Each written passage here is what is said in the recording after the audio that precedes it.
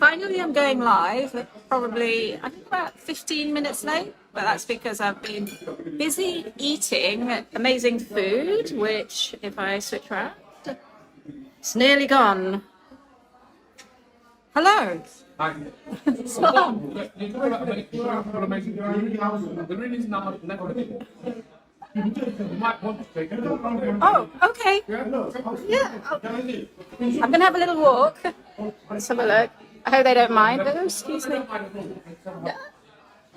I'm in Gram Bangla,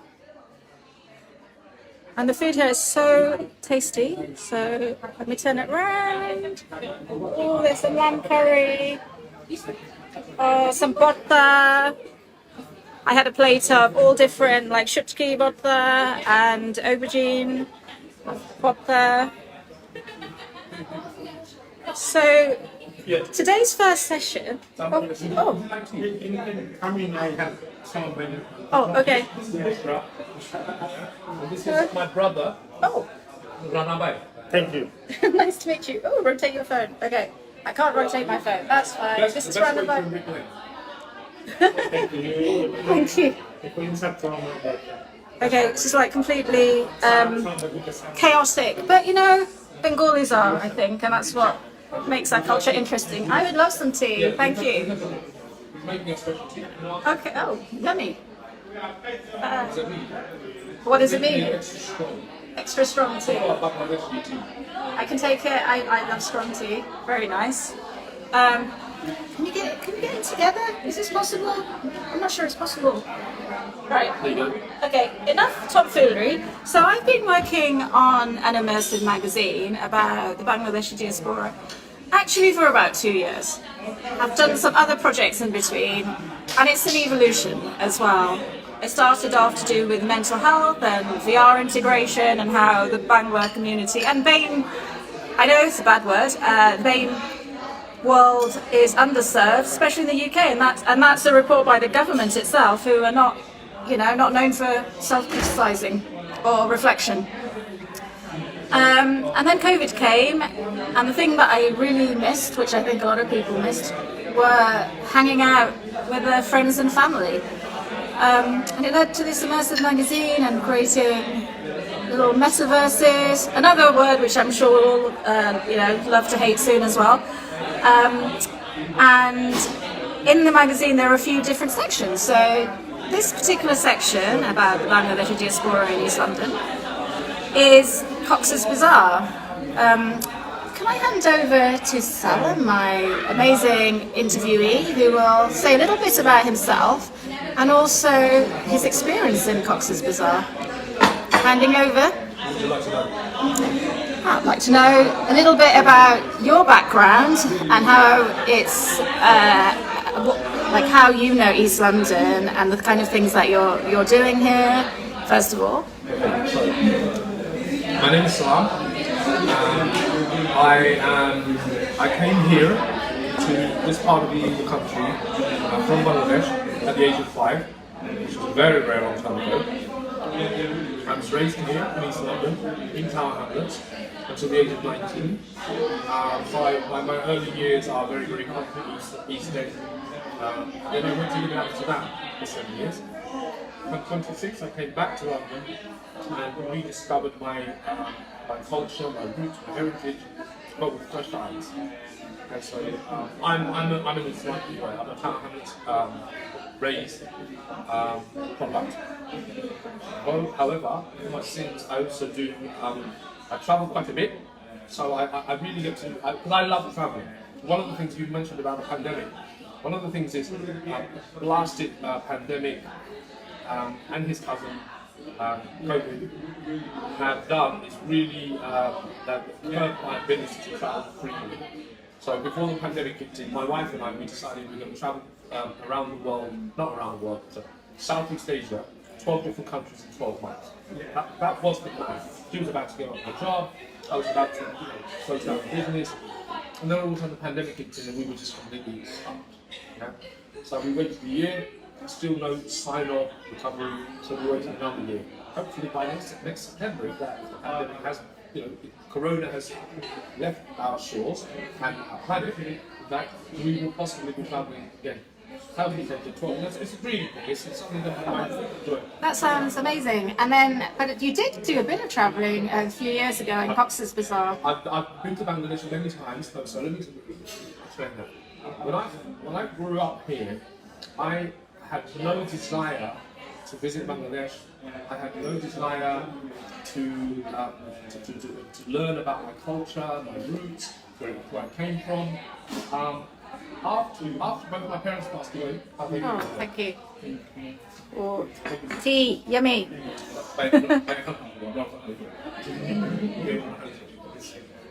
So, when I was in my early 40s, both my parents had passed away, and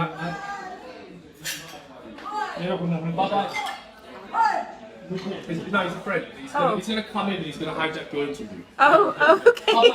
Interview for yeah, I'll see you later. Bye-bye. Hold on 1 second. That's live interviews for you. Yeah.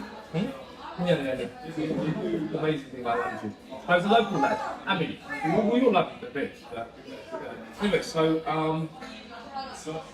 yes, when I was in my early 40s, when my parents had passed away, I had a lot of questions about Christianity.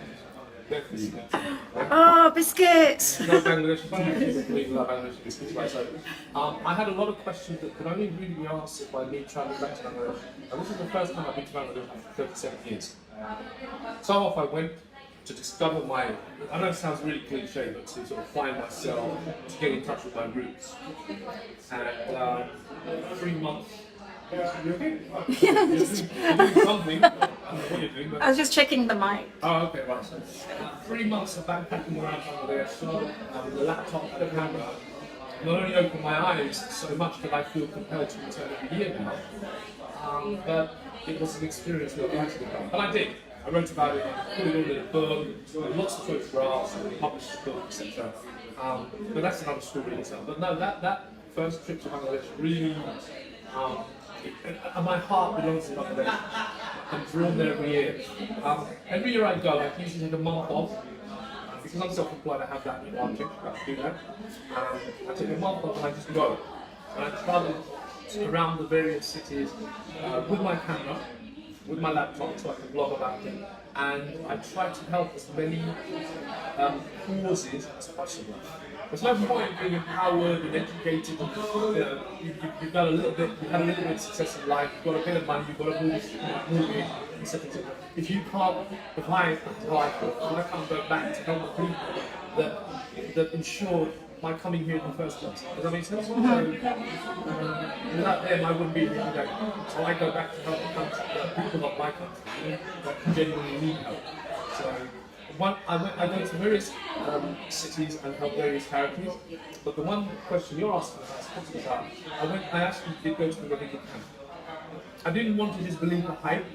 And now in the charity sector there is this thing where it could take a landslide and you'd have straight away the following day you'd have 65 charities saying we're collecting for the victims of this landslide, even though there's only a chicken and a cat. Do you understand? So even though nobody died, there are 65 charities ready to collect, to take the money off you. There is this culture within the whole charity sector. So I wanted to go and see it for myself what the fuss was about. I wanted to see the Rohingya camp, and I wanted to actually speak to people. I wanted to document it. I took my camera, I filmed it, I shot it, I hung out there for a couple of days. I spoke to some school kids there, I spoke to teachers there, I asked what life was like at the camp. I can describe it to you, but nothing can really describe what it's like unless you go there for yourself. You look around you, miles and miles as far as the eye can see. There's nothing that makes you place. When was that you went, and how long for? That was 3 years ago. That was not the last trip I went, but the trip before that. I went to Coxs Bazaar to look at the techno. Okay, that's pretty emotional. It's pretty grueling. Yeah. I mean, there's a joy to be found, but even in the ugliest of scenes, the joy of it, you see the kids and then you see the smiles on their faces and stuff, and you think, you have no idea. Your heart goes out to them, you think, you have no idea how hard, or the hardships you're going to face in your life. But for them, they're cheery about it. They don't know, they don't fear. Whereas you and I will look at something and go, oh my God, we're not going there. It's dirty, it's this, it's that. Because we're used to a better way of life. Whereas for some of these children, this is all they've ever known. They were born on these camps, they were raised on these camps, educated in these camps. They know no other way of life. They don't understand Nintendo and Wii and PlayStation. They don't understand, the latest muscle cars. They don't care about mobile phones. For them, they can have fun in the rain with an old tire, just rolling it around from one end of the field to the other. But it really does open your eyes up to the way human beings are having to endure. And people say, oh, but we're rich as a country. We're not rich. So all of us are rich. We're not safe, but all of us are safe. Does that make sense? Yeah. But no, I just took some beautiful. I've got some beautiful images, which I'm more than happy to share with you. Yeah, that I've been would. a bit busy recently, as Yeah. you know, so we've got work. Even Facebook's had to take a back seat at the moment. Social media has had to take a back seat. People go, but why don't you blog about your daily, your work? Like, because I don't want to respond to the 5,500 comments that follow every update, every post you make, every, I have to have time for it. Okay, yeah, no, sort of the travel, we have missed it a lot, and I have started traveling again, and and Coxs Bazaar has a real, let's flip it back to me, for Bangladeshis, it's really close to our hearts as well, because it's a lot of the time the only place people did go on holiday, and it's where my parents went on honeymoon, and within my sort of VR world section, I have photos of them from that time. And I think most of our parents, if they managed to go anywhere, would have been there. And the other thing about it is it's supposedly the longest beach in the world.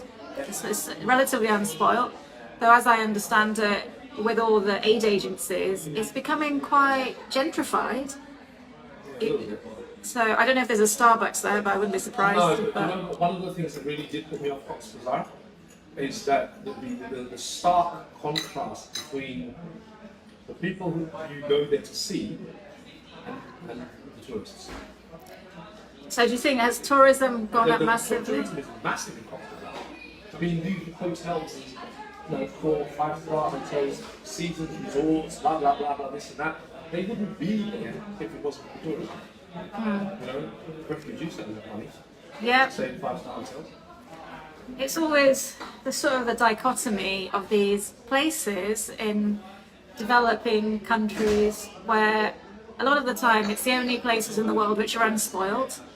It's the only places you really get to see bits of rainforest or bit of like proper beach and proper surf. The sunset, it's a real colour.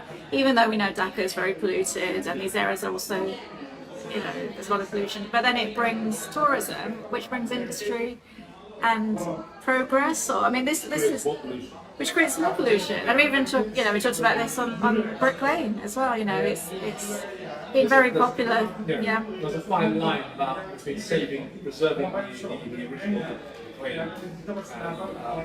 In a way, it's almost as big as successes. Yeah. It wouldn't be possible there if it wasn't for all these influx of people coming in. Yeah. You're trying to curb something that stops these influx of people coming in.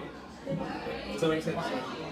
Yeah, do you think that, I guess in some places which are protected, you have to book so far ahead, like the Galapagos Islands or somewhere, and you have to pay a lot of money, but then it stops any local people actually visiting. They have their own rates, but it becomes very, very sort of rationed. There is that as well. There is that argument as well. But for me, personally, when I went to Coxs Bazaar, I was really fortunate because I had people within the charity sector that I know contacts who arranged for me to be able to go into the camps. A lot of these places are not accessible. Right. Certainly not as an unknown writer / photographer / journalist. So what I saw. It was literally chalk and cheese. and there's a fine line to divide the two. And that fine line is a boundary fence. Really? Literally, like, it's crazy. So how can you have people living like this? We have all this entire district, this entire region filled with money, filled with tourism, yet people are living a bit smaller. And so there are a few things that I sort of made just go. But there was a lot of things that I didn't realise either, the way they were living there. Really opened. I'd love to go back and do that. Do you think? These restrictions on travel. I personally, as a traveller slash photographer, I find it very depressing. For me, that weekend away is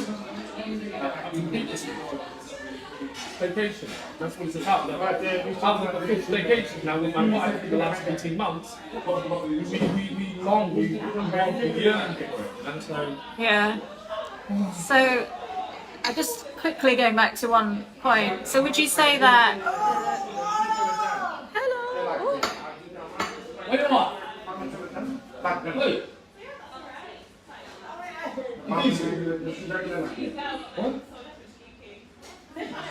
Alright. Wie geht das? I'm busy.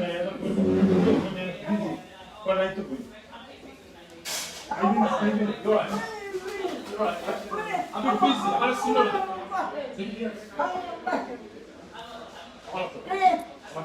Having a bit of tea. No one's watching anyway, so I'll edit this bit out. Hello, hello. I'm not mad for months. We're in an interview. What do you do? Yeah. Please.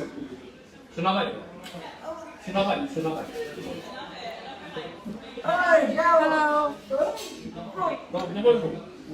I'll see you later. Okay?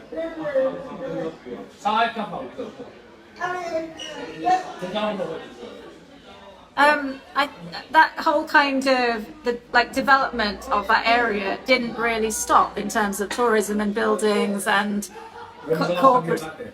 I haven't been back for 20 years.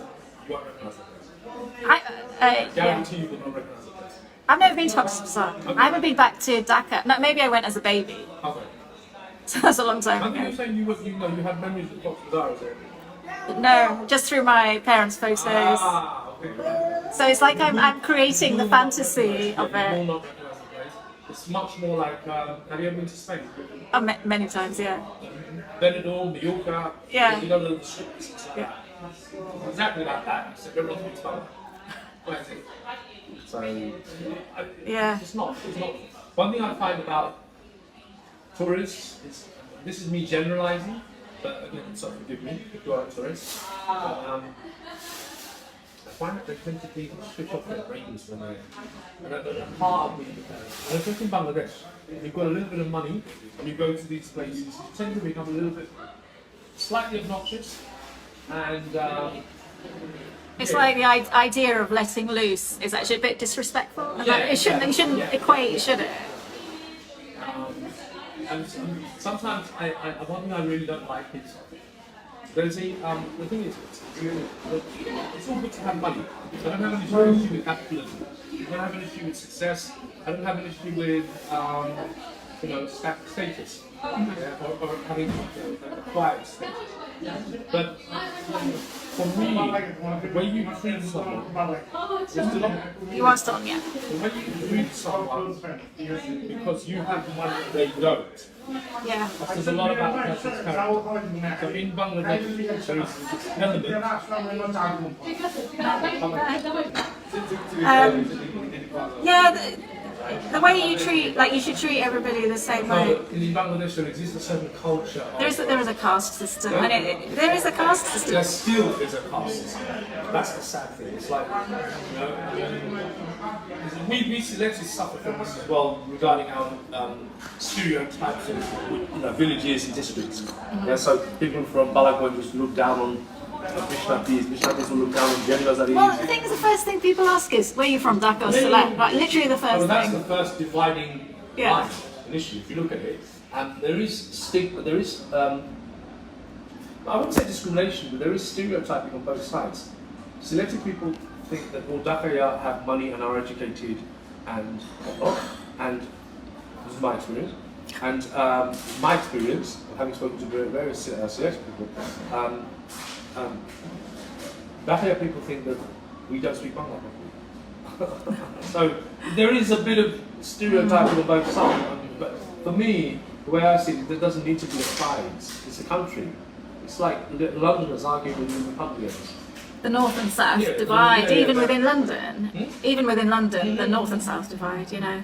So, sorry, I'm sidetracking. No, this is great. I mean, today's an experiment. In Bangladesh, there exists a culture which I really, really don't like, and it's actually it disgusts me enough to actually say something about it. But the way I've seen rich people talk to poor people, it's almost like they're your servants, or they're your, hey! You know, they take that whole stern voice that you must do what I'm telling you. So who are you? My father? No, you're not. Yeah. So, but I don't like it. I don't like it too. So, she doesn't eat chapati. Chapati no like. No, she don't like chapati. What's your girlfriend, isn't it? I don't know like chapati. Let me just. See, now that we're coming to the end of the interview, it's like quiet as anything. I told you, if you wait 10 minutes, that lot will bugger off, and then we'll be able to, conduct this interview nice and quietly. And you can't blame them; they're a crowd. Yeah, no, it's coming to alright. eat you, and they've had a demonstration today as well. So. Yeah, and the other thing I thought about, because I thought, sorry, this is completely sidetracking, but this is the first one, so it's more like I'm just getting my thoughts out to you. A very experienced Facebook liver you are. Is that part of the Bangladeshi culture is we're all quite loud, and we usually do. I mean, my husband's British, and he's like, "Why are you so loud all the time?" And then when my parents someone calls from Bangladesh on the phone, everybody, the whole house starts shouting. Think we're fighting. Think we're fighting. Non-Bengalis think we're actually arguing with each other and fighting. Yeah. And it's really funny. So I'm kind of used to. I think it's part of the culture, having a gaggle of people walking past, random people walking in, just shouting hello. When I'm in Ukraine, for me, Ukraine is like home away from home. When I'm here, I find myself constantly shouting at people across the road. But that's just yeah. I'm at home here. You're projecting your voice rather than not angry. Yeah. I'm at home here. I feel comfortable to be within my, to be left alone in my own skin. I mean, I don't have to perform. I don't have to, and I get that same feeling in Bangladesh when I go to Salam. I get that same feeling of being free. Yeah. I've never felt as free, and I think a part of it is to do with. Like yourself, I grew up in a very, very racist 70s, early 80s in this country. I just want to say, grew up there, though the white people I knew at school and stuff were all really nice, but some of the language though, because the language in the 70s and 80s, I mean, on the TV, everything, it was all packy this, packy that. That's just the language, that's what it was. I'll probably get taken off Facebook now. I'll tell you a really funny story. So, I built some houses once. I built 10 houses, and as a carpenter, I did all the carpentry. The electrician did all the electrics. The plumber did all the plumbing. Right, so all 10 neighbours have worked together for 10 months to build these beautiful 10 houses. So one day I went and knocked on my white neighbour's door, and the little 5 or 6 little 6-year-old kid opened the door, and from upstairs I could hear his father shouting, "Who is it?" So the little boy turns around and goes, "Mr. Packy's from next door." It's literally your identity. No, Mr. Packy's from next door. So I turned around and said, "I tell you that I said hello." And then I went about my joke. A couple of days later, his father's come knocking on my door, completely red faced. Right? Completely red faced. His mother's also there, and they're really apologetic. Even though you know and I know they're both closet racists. Right? They're like, "Oh no, we don't know where you got that from. We're so sorry, that's not normally how we talk. You must have picked it up from school somewhere." But But there are closet racists who don't use language Yeah. as well. So I think they're a bit more scary. And that was only recently. That was like in the last 10 years. Right. So Okay. it's So still, they should know better. Yeah. But having grown up in a very racist UK, sorry, I got sidetracked.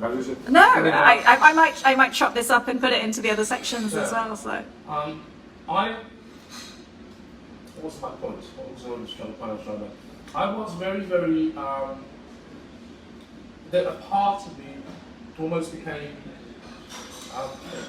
ashamed of my culture, ashamed to be Bengali. Sometimes I wonder what life would have been like if I had been born white. As a young kid, I mean, I'm talking a 7-year-old, 8-year-old kid, who experienced racism on a daily basis. And it wasn't until much later on that I started to feel really comfortable being who I was. And the first time I tell you when I appreciate that, when I went to Europe. So I went to live in Holland. I went travelling, I ended up in Holland. I went down to Amsterdam where I stayed for a few years. And that, for me, was like, it was like a bird that had been let out of a cage. I really understood what freedom was.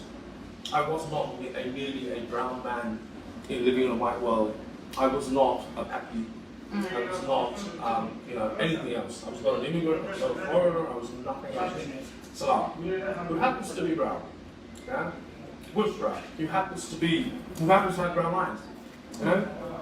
And for the first time I realised, you know what, I'm actually okay. And then when I came back to London, I came to Brick Lane and I felt at home here. I really felt welcome at home, and I didn't feel scared, I didn't feel cautious. I could just literally be myself. And when I went to Select, not Dhaka, because I don't consider Dhaka to be home. For the record, Dhaka is possibly one of the most disgusting places I have been to. And I've been to a lot of places. I think it's ranked second worst place to live in the world for children by UNICEF. Yeah. It's congested, it's polluted, it's continuous assault on your nose, your eyes, your ears, your sense of touch, your sense of taste. It's a continuous, all day long. I mean, I'm surprised. Being attacked. It's just constantly, there's no silence. There is no, see, like, how you don't hear anything. You don't hear anything like that. It's the day and night. Until 2 o'clock in the morning, you hear the rickshaws that and then they start up again at 6. So, it's... The one thing about Bangla culture, though, is super, I guess with any community, super gossipy. And one thing I do remember, is anyone watching even, is when I did go to Bangladesh, that your relatives are very curious about your life. And I think it's probably different now because everyone's, on the internet. Back then, nobody was really on the internet, so... And I don't know if it makes, again, is it something that dilutes the Bangla culture because people are adopting other ways of being they've seen on Facebook, online? I think that, Salam alaikum, this is our main chef. Hi. He's one of the owners in here, and he's also the guy who comes up with all these dishes. Oh, so delicious. He's always looking at us.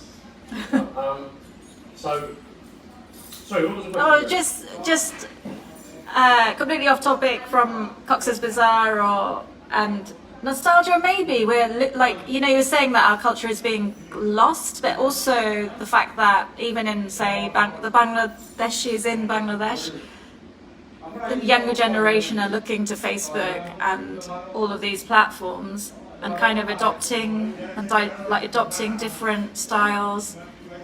What I've noticed in Bangladesh is that the younger generation is looking towards the West, so the American culture, not so much European culture, but British culture, and they are embracing those culture and practices to a certain extent that even we don't live like that. Yeah. So they've got this exaggerated version of what they believe that to be. Yeah. So this whole that, and we don't do that. Yeah. But they do it to a ridiculous point. they aspire towards all things Western, all things British, all things American, because they genuinely believe that their life will somehow be better or more enriched because of these. They don't understand about the pressures that we go through. They don't understand. They have this really glamorized view. So when I say to them, I mean, I'll go there and I get asked quite a lot, oh, will you take me with you? And I ask them, what would you do when you get there? I don't know, I'll find something. Do you know how expensive it is there? I said, no. And then I tell them the price.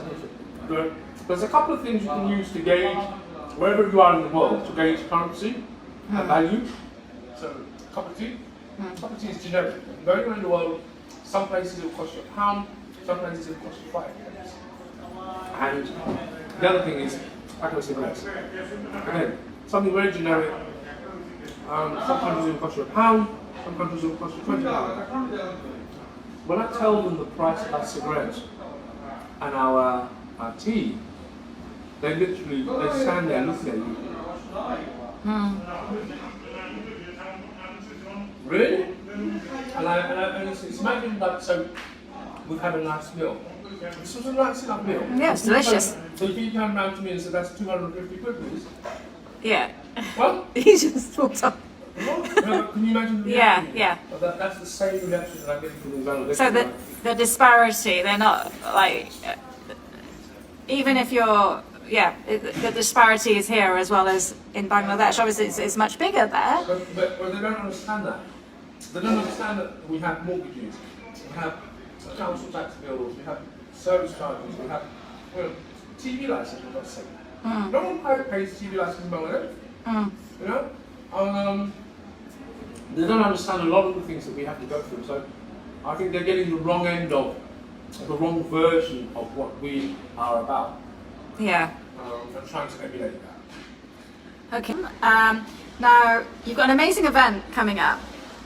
We have. So one of the things that I do as a creative is I write.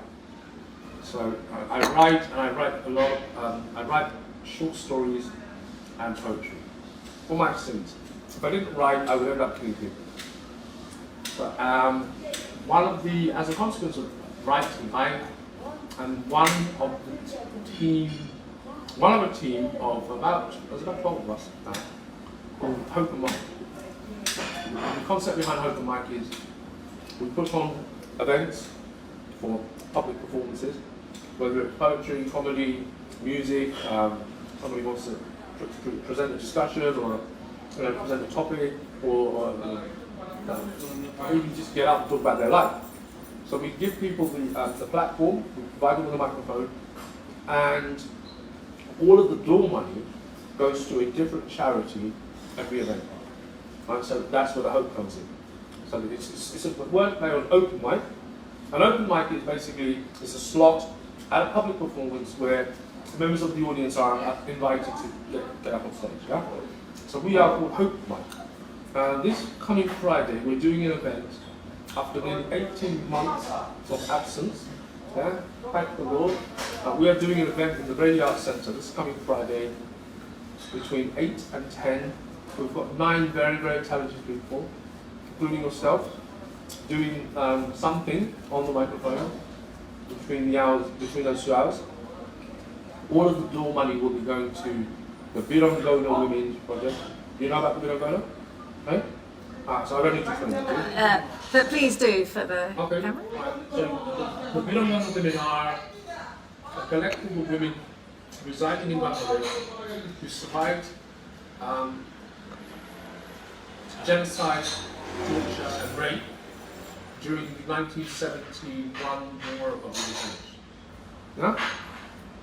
That's pretty much it.